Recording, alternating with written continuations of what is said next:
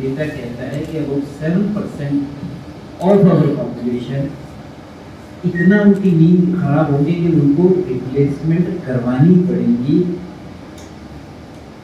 और इस तरह से ये surgery one of the most common surgery है वर्ल्ड ओवर इन ऑर्थोपेडिक्स। और जब ये सबसे कॉमन है तो ऑटोमेटिकली इन चीज़ों में बहुत ज़्यादा लोग काम भी कर रहे हैं, इनोवेट भी कर रहे हैं। जैसे जैसे टेक्नोलॉजी अराउंड द वर्ल्ड बढ़ती जा रही है उसको बेनिफिट्स जो है वो पेशेंट्स को आते जा रहे हैं। And with that kind of a perspective ये जो डेवलपमेंट है they are likely to make the patients life much better. Obviously knee replacement काफ़ी केसेस में बहुत अच्छा आउटकम देते हैं, बिकॉज जब आप पेशेंट्स को देखते हैं दे आर बिल्कुल इवन के वॉशरूम भी जाना हो वो भी उनके लिए मुश्किल होता है, तो उस तरह की सिचुएशन में नी रिप्लेसमेंट आपको एकदम कंफर्टेबल कर देती है आफ्टर पीरियड ऑफ टाइम। अब ये जो सर्जरीज हैं इनकी अपनी इम्प्लीकेशंस होती हैं। These are not that they, after all, it is a surgery. It's a surgery on our major joint, big tear, load, whole of the line. तो वो इतनी सिंपल भी नहीं है कि that will be totally painless। तो इसलिए काफी पेशेंट्स जो हैं वो उसमें पेन फील करते हैं।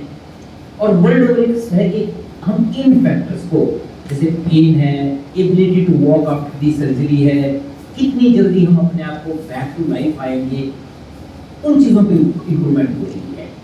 इवेंचुअली रिजल्ट आएगा ही आएगा, बट जो इनिशियल फेज होता है कुछ महीनों का, साल भर का, वो सबसे मुश्किल फेज माना जाता है आफ्टर दी रिप्लेसमेंट। और पेशेंट्स की जो पॉजिटिविटी होती है टू सर्जरी वो शुरू में कई बार बहुत मुश्किल होती है कि यार बहुत दर्दी हुई, बहुत ये हुआ।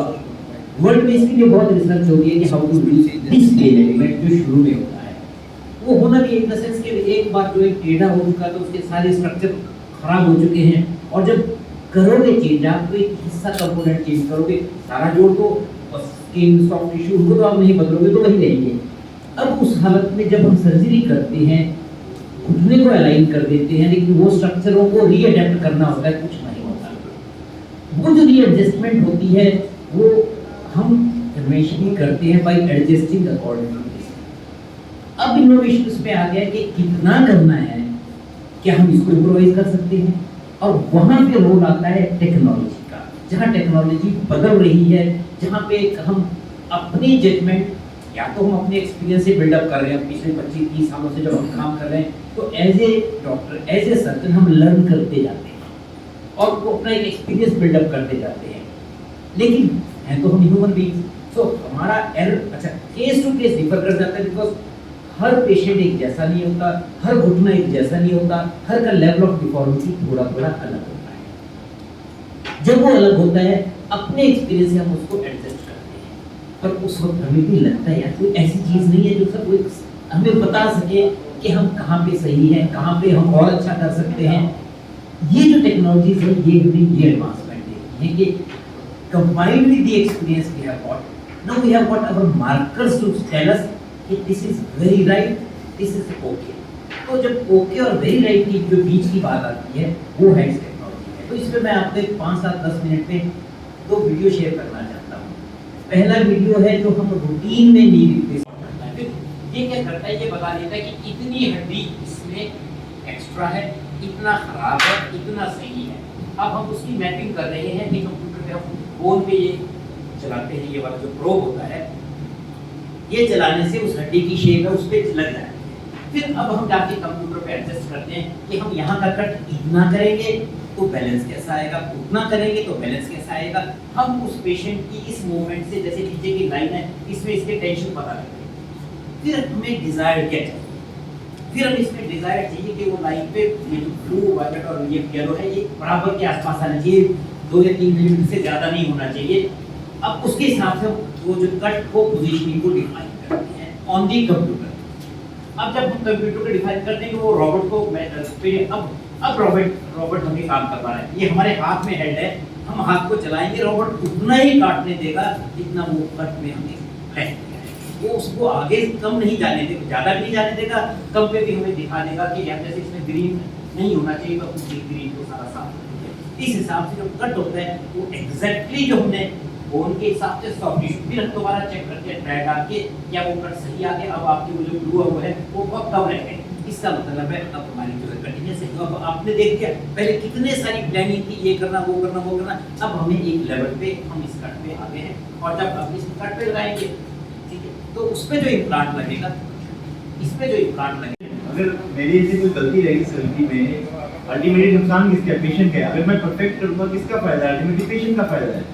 मेरा फायदा माइनर है कि मेरी सर्जरी अच्छी होगी, बट पेशेंट की तो लाइफ उसका सारा लेंस का इंपॉर्टेंट है ना। अगर मेरे से गलती होगी मेरा थोड़ा नुकसान है कि मेरी रेपुटेशन खराब हो जाएगी, बट अल्टीमेटली पेशेंट की तो लाइफ इंपॉर्टेंट है। So accuracy is much better for the patient ultimately.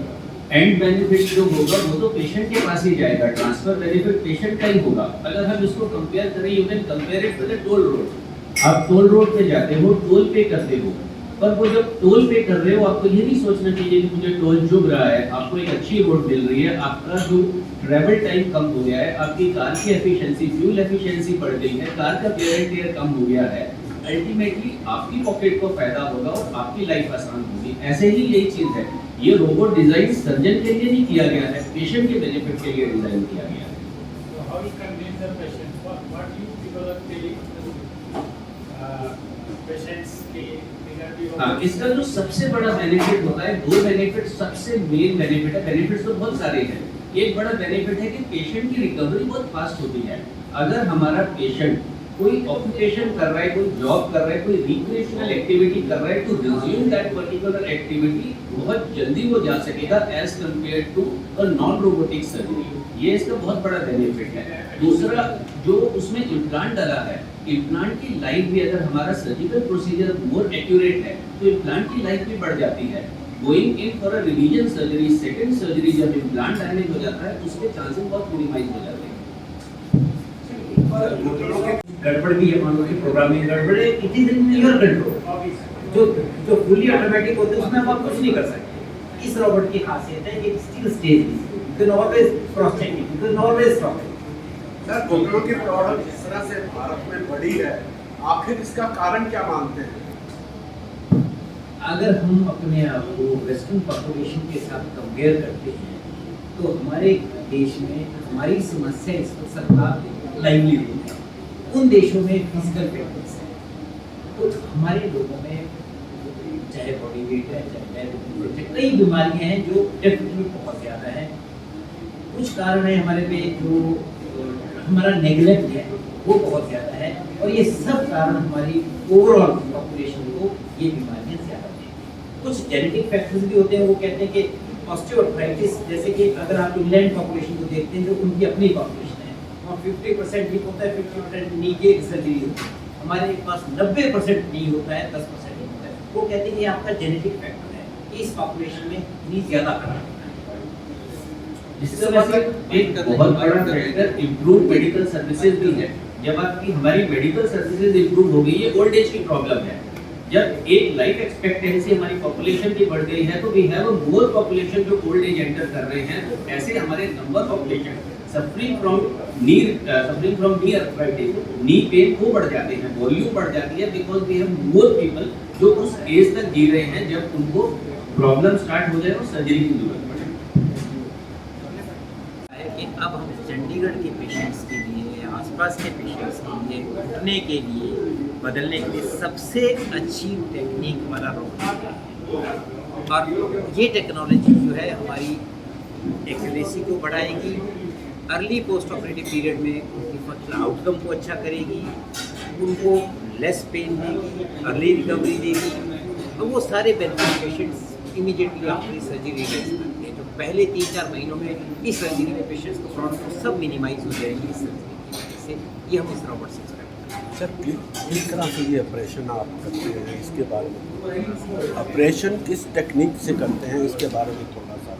नहीं, ये जो सर्जरी है इसमें हम कोई, इसमें एक ही स्टैंडर्ड टेक्निक होती है कि हम इसमें वो इंसिजन लगाते हैं, हड्डी को, सरफेस को क्लीन करते हैं, फिर जैसे मैंने वीडियो में दिखाया प्रॉपर इम्प्लांट के साइज से कट करते हैं, अलाइनमेंट को अच्छा करते हैं, सॉफ्ट टिश्यूज को रिलीज करते हैं, और उसके बाद हम ओरिजिनल इम्प्लांट्स को डालते हैं। ये सब चीज़ें हम पहले अंदाजे से किया करते थे with our experience. Now robot इसमें हेल्प करता है टू डिफाइन इट आउट, कितनी सॉफ्ट टिश्यू अलग अलग चीज़ें हैं, कितने बोन कट्स होने हैं, कितनी उनकी साइजिंग होनी है। तो हमारा जो एक्यूरेसी है वो बहुत बढ़ जाता है, हमारा सॉफ्ट टिश्यू जो डैमेज है वो मिनिमम हो जाता है, और वो सब चीज़ें इवेंचुअली अच्छी आउटकम पेशेंट को देती हैं। मरीज को कितने दिन तक हॉस्पिटल में एडमिट रहना पड़ता है? ये आगे यहाँ पे ये डिपेंड करता है कि पेशेंट का जनरल स्टेटस क्या है। अगर वो पेशेंट का जनरल स्टेटस बहुत अच्छा है तो हम दूसरे दिन से उसको खड़ा करके चलने की प्रैक्टिस करवा देते हैं। अब तो कई बार तो अगर हम सिंगल नहीं करते हैं तो उससे भी जल्दी किया जा सकता है, बट ऑन एन एवरेज हम पेशेंट को सेकेंड डे पे वॉकिंग उसकी एबिलिटीज़ करवा देते हैं। फिर उसके, क्योंकि many of these patients are relatively उनकी जनरल हालत के हिसाब से फिर वो एडजस्टमेंट करते हैं कि 3 दिन रहना है, 4 दिन रहना है, उसके हिसाब से। सर रोबोटिक का क्या फ़ायदा है और कहाँ से ये टेक्निक मैक्स हॉस्पिटल अपने पास लेके आए? रोबोटिक का जैसे मैंने पहले भी कहा कि रोबोटिक हमारी सर्जरी में एक बहुत बड़ा फैक्टर ऑफ एक्यूरेसी ऐड करती है। हमारी प्लेसमेंट ऑफ कंपोनेंट में, हमारी सॉफ्ट टिश्यूज़ को हमने कितना बैलेंस करना है उसमें, कितना कम सॉफ्ट टिश्यूज़ को रिलीज़ करना है उसमें, सब चीज़ों को बहुत बढ़ा देती है। उससे पेशेंट का जो पोस्ट ऑपरेटिव पीरियड में जो उसका आउटकम होती है, उसका जो फीलिंग होती है वो मच बेटर होती है। उससे जिसको कहते हैं कि किसी भी सर्जरी मैंने करवाई है मैं कितना पॉजिटिव हूँ अपनी आउटकम के बारे में, वो सब इम्प्रूव ये सर जिस तरह से भारत में केस बढ़े हैं, आखिर क्या वजह मानते हैं जो घुटनों की प्रॉब्लम हर दूसरे या तीसरे आदमी है?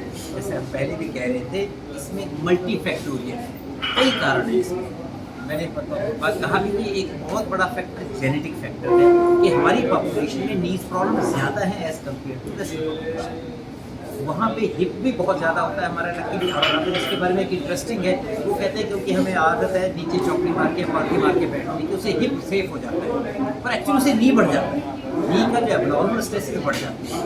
तो ये कहना बहुत मुश्किल है कि अकेला ये फैक्टर इंपॉर्टेंट है, बट इन सब फैक्टर्स में हमारा नी प्रॉब्लम 90% है और हिप प्रॉब्लम 10% है, जबकि वेस्टर्न वर्ल्ड में दोनों 50-50%। आप क्या एडवाइस करेंगे पब्लिक को? हम ये एडवाइस करते हैं कि जब तक पॉसिबल हो नी रिप्लेसमेंट को अवॉइड किया जाए, एक अच्छी एक्सरसाइजेस करके, एक अच्छी स्ट्रेंथ करके और एक अच्छी डे टू डे लाइफ को बनाकर।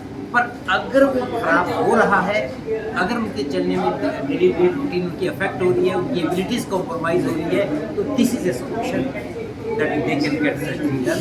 और इसको सबसे अच्छा करने का तरीका है कि अगर हम इसमें एक्यूरेसी ले आए तो भाई एक्यूरेसी। सर उत्तर भारत की बात की जाए तो उत्तर भारत में ये टेक्निक कहाँ कहाँ पे? अब देखो बड़े शहरों में तो दिल्ली में डेफिनेटली पहुंच गई है, कई तरह के रोबोट्स है, पंजाब में भी कुछ शहरों में ये लग चुकी है, बट रोबोट डिफर करती है कि किसी में कोई रोबोट, कोई एक्चुअल रोबोट ले रहे हैं, कोई ये जो उसके सो कॉल्ड जो रोबोटिक टाइप है वो ले रहे हैं। तो ये वाले लिमिटेड जगहों पे ये वाले जो रोबोट्स हैं, बिकॉज हर कोई नहीं लगाता, वो उसके सिमुलेटर्स लगा देते हैं एंड कह देते हैं, बट वी आर हैप्पी कि हमारे पास ओरिजिनल रोबोट है। सर मरीज को जो है कब डॉक्टर के पास जाना चाहिए और इसका जो खर्चा है वो कितना है? दो चीज़ें, मरीज़ को डॉक्टर के पास कब जाना चाहिए, टेक्निकली तो हर आदमी का एक अपना प्रोफाइल होता है, बॉडी वेट होता है, ये सब चीज़ें होती हैं। अब अगर जब उसको लगता है कि मेरी नीज की, एक तो रूटीन की फिटनेस तो एक अलग चीज़ है जो हमारे इंडिया में बहुत कम लोग करते हैं, बट करते हैं। जब भी नी सिम्टम करता है तो हमें उसी वक्त केयरफुल होना चाहिए कि घुटने की प्रॉब्लम आती है, हमारी पहले बताया 7% पॉपुलेशन को आनी है, 7% पॉपुलेशन के घुटने बदले जाते हैं, और इंडिया के हिसाब से देखो तो 7% बहुत बड़ा है। इस वक्त हमारे घुटनों का बैलेंस गड़बड़ करने लग पड़ता है, नी जॉइंट पेन करने लग पड़ता है, उसका नेगेटिव इफेक्ट होता है, मसल वीक होने लग पड़ती है, और वीक मसल से घुटना और खराब होने लग पड़ता है। सो पहला स्टेप होता है कि हम अपनी मसल्स को वीक ना होने पे रेगुलर एक्सरसाइजेस करें, घुटने की न्यूट्रिशनल हेल्थ बन जाए, दैट इज़ द टाइम के पहली कंसल्टेशन। उसके बाद अगर मान लो कोई प्रॉब्लम आ रही है तो एक बड़े छोटे छोटे सॉल्यूशंस होते हैं, जैसे कि हम एक छोटी सर्जरी होती है, हाइटीबिडोस्टोमी होती है, या आधा जॉइंट ही खराब हो तो आधे जॉइंट को रिप्लेस किया जाता है, वो बीच की स्टेजेस आती है। अगर हमने वो भी नेगलेक्ट कर दी तो फाइनल स्टेज है कि इसका दोनों। इसका खर्चा कितना है? खर्चा डिपेंड करेगा, हर हॉस्पिटल का अपने जो चार्जेस होते हैं, खर्चा तो आई थिंक हॉस्पिटल के हिसाब से होता है, but it will very depending on the hospital, जो भी इनका पेमेंट सिस्टम होता है। हाँ, नहीं रोबोट का खर्चा, टोटल खर्चे की बात करें या रोबोट की बात करें? टोटल खर्चे की बात कर रहे हैं, यदि टोटल गुजरात खर्चा चेंज डिपेंड करते 3 सवा 3 के आसपास का पड़ता है ये। Thank you.